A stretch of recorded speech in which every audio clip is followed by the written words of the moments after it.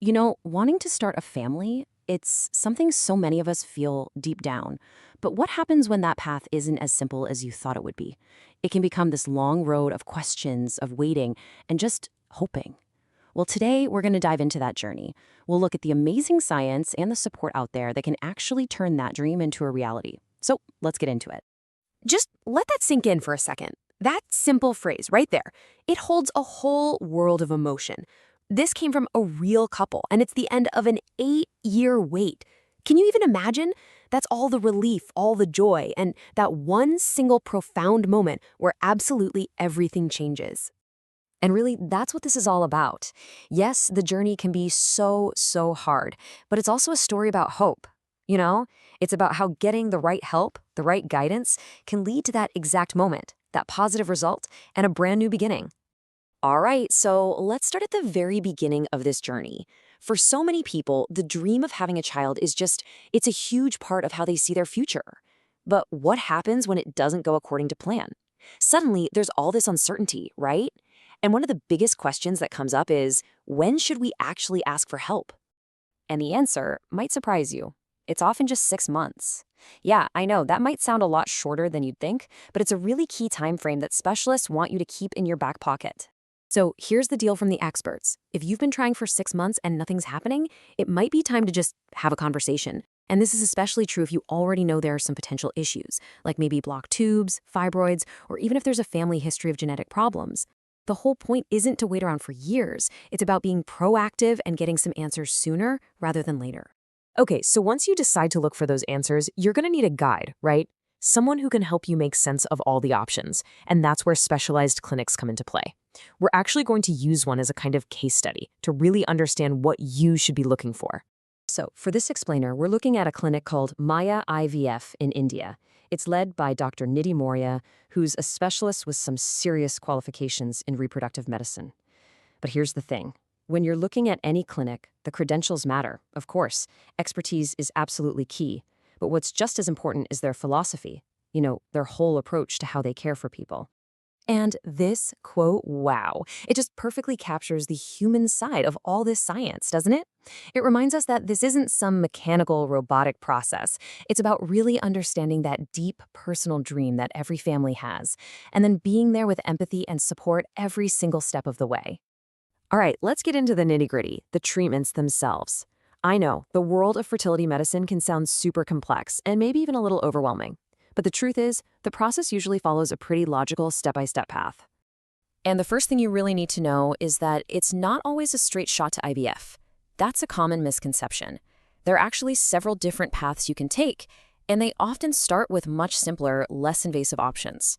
So let's break down the most common ones. Okay, first up is something called OITI. Now, this is often the very first step. Think of it as a gentle way of working with your body's natural cycle, just giving it a little boost. It's great for people who have irregular ovulation, because medication can help make sure an egg is released, and then it's all about timing things perfectly to give natural conception the best possible shot. It's really the least invasive approach out there. Then you've got the next level up, IUI. This is often used if there are, say, issues with sperm movement or other barriers. Basically, the sperm gets a bit of a helping hand, like a shortcut, bypassing some of those obstacles and getting placed much closer to the finish line. But the key thing to remember here is that we're still talking about fertilization happening inside the body. And then, of course, there's IVF, the one everyone's heard of. In vitro literally just means in glass, which is a cool little fact. This is a more advanced treatment, usually for more complex situations like blocked fallopian tubes or significant male infertility.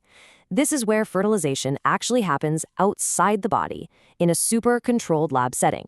Then, a healthy embryo is transferred directly into the uterus to, hopefully, settle in and grow. So, if we boil it all down, it's pretty simple. The journey often kicks off with treatments that work with your body, inside your body, to just give nature a little nudge.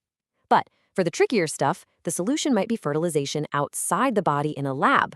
The main thing to get from this is that a specialist is going to help figure out the right path for you. This is so not a one-size-fits-all situation. It's all about finding the least invasive but most effective solution for your unique circumstances. Look, let's be real, this journey is deeply personal.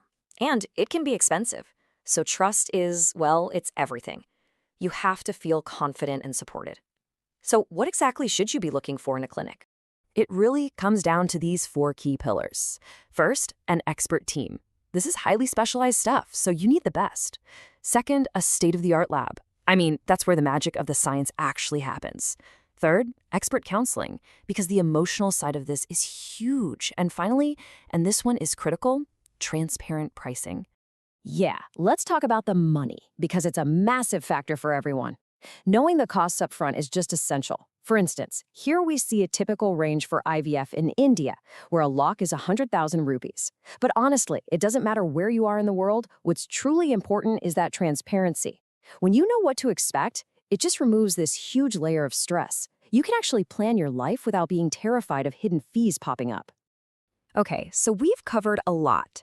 But after all this information, you might be thinking, what's the very first step? How do you even begin this journey? Well, the great news is it starts way more simply than you probably think.